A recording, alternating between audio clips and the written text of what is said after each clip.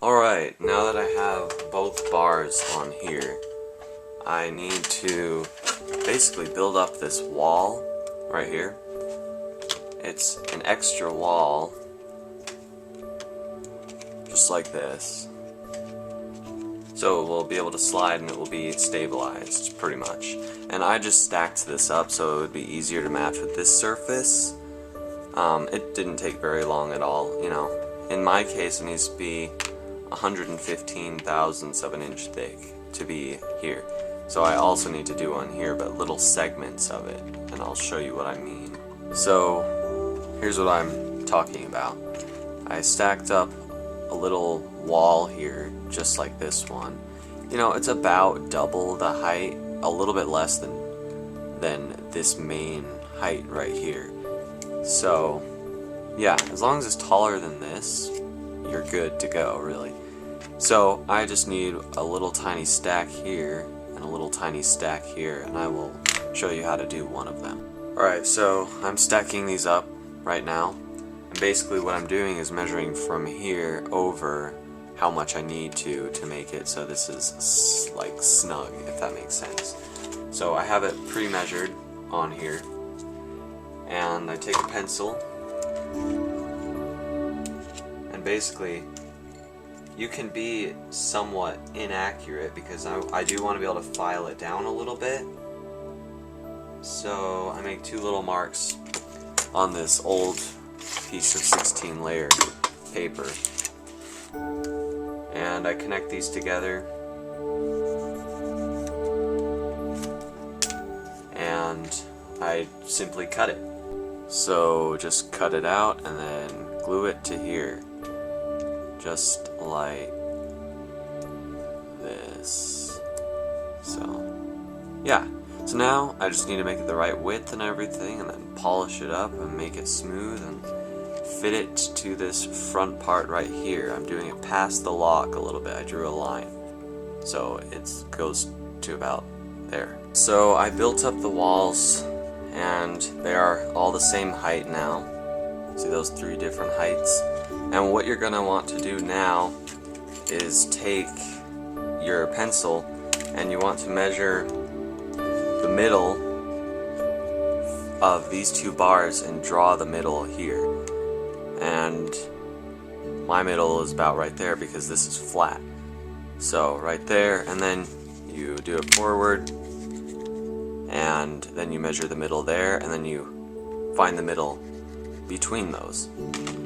And I ended up with a radius to get this big. I'm gonna glue it onto this 3 8-layer pieces, so it's about 100 thousandths, and I'm just gonna glue this on here right now. Alright, so it's glued on here, and I have these little 1/4 inch boxes there that I need to cut around. So I'll just start off right here, very basic.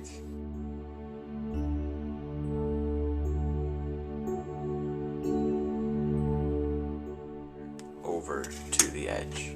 Okay, so I just finished cutting this out, and it's not dry yet, but you can see how it will go over this. And these are what, you know, pins will go through.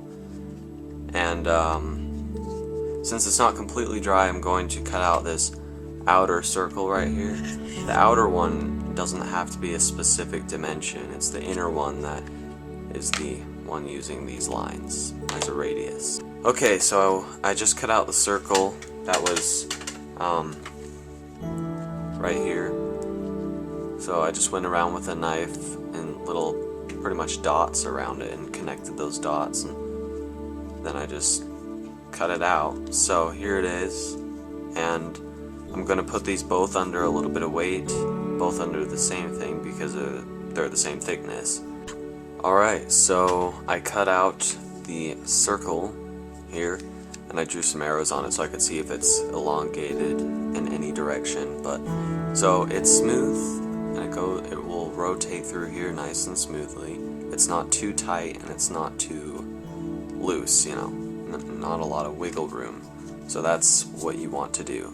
the next step is to make a smaller circle, this size, the size that was used here, from the middle, you know, I already explained that, but that's what it is. Now, I didn't mention, but to get this smaller circle, you need the bigger circle around it because that rotates in there. So, basically, how I usually start off cutting circles is I go around with little dots, pretty much, around the circle, and I'm going to cut out this large one first. Alright, so I cut out the circle, and now I have to cut out this smaller one that you see there. And how I start that, obviously, like I just said, I'm just going to do some little, pretty much dots, where I'm starting to cut, like this. And you work your way around, and then you start cutting normal, and it's a lot easier. Okay, so here's the circle I just cut out of here, and I got it to fit through there smoothly. So yeah, it's nice and smooth. This fits in here nice and smooth. And the next piece you're going to have to make is this. And really, it's really simple. You can pretty much have it any size you want, as long as these edges are angled so the knot of the string can hook there. See, like that? And all it is just a smaller diameter circle inside of it. And then I just glued it all together, and there it is. These are all 16 layer pieces. So how it assembles is just like this. You would have it obviously more organized, but so this will always turn this lower circle on the bottom here. It will always turn it. These pieces, you might not want to do it like this way, but you can do it pretty much any way you want. I'll show you how to do one, but these stack up kind of, and I just drilled a hole. I cut a groove first and then I drilled through it. It was a lot easier to do it that way because these little peg type things here, it could go right there, like have pins and such, so I don't have to permanently glue it, and those would just go all around. So the next step is to take your smaller circle that was cut out of your biggest circle, and you need to glue it to this shape that you built. So you'll glue it there, so that way it doesn't go through here completely, and it can pretty much rotate. After you glue it, it should look something like this. Just an extra circle. This is the 100,000th thick one, just like this. It goes through there, so see how it turns like that? So yeah, there's that.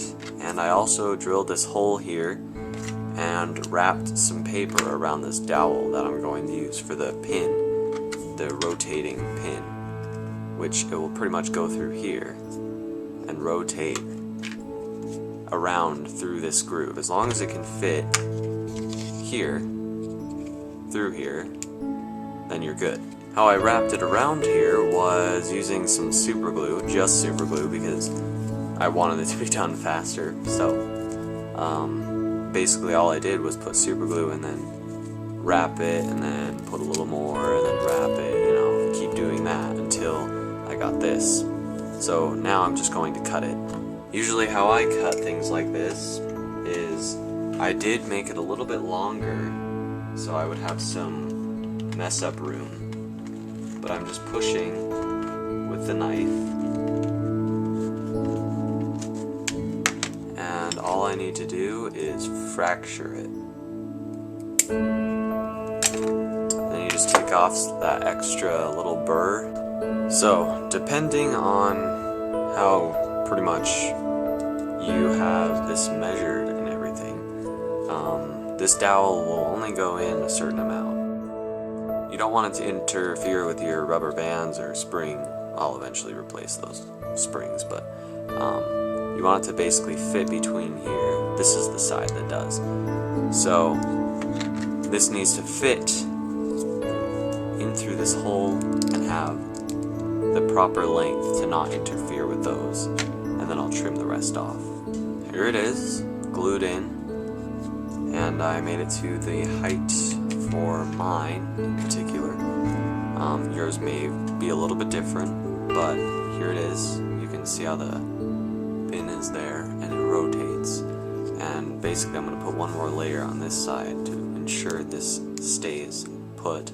It should stay because it's, you know, it's reinforced. Not only does this extra paper help seal it, it also adds a little bit of extra thickness to prevent friction when this is rotating, because this smaller circle here, as you can see on the bottom, goes through here and is basically glued to here. So everything you turn here, it turns this as well. For this step, I'm using a thumbtack basically to get these lined up. So I have this little hole right here and this little hole right here. So this will go just like this, and I'm going to glue it onto this circle, not putting glue on the bigger diameter circle, only on the smaller one. So when I turn this, this will turn also. And you want to make sure that when you put your pin here that you turn this completely horizontal first, and then you put the pin so it's lined up from here going right here. And I put some JB Weld on here. You don't have to do that. When I line this up, it should, as long as I'm pushing on this to hold it here, and I turn it sideways, it should pretty much go out, and it's got some decent power. And I've done the super smooth effect, pretty much, is what I call it here. Just this middle part right now. So I will glue these on. But first, I'll show you how to make one of these. Start off by making a 16 layer piece. This is just an old scrap one. And really quick, I know I didn't point these out, but these are basically little stabilizing pieces that I put here. You don't have to do this. I just did it for pretty much experimentation. So, you know, don't feel obligated to do it, you know, whatever. But there's just this little piece here, so when this goes forward, that'll keep it down. Same with back here. This is just extra support for when the lid is on there, and well, the top cover. So that's pretty much all there is to it. So these are 1 inch long and 1/4 inch this way and 1/4 inch this way. So just measure accurately, and I'll cut out all 4 of them. So I have these 4 little pieces here that form one of these. You may need to add a few more layers, which I might. So you want to establish the middle of this, which is going to be about 1/8 of an inch. So let me just mark one here and one here. And you're going to do this on 2 of them. So just like that. So this drill is the size that I'm basing this little groove that I'm going to cut out off of. So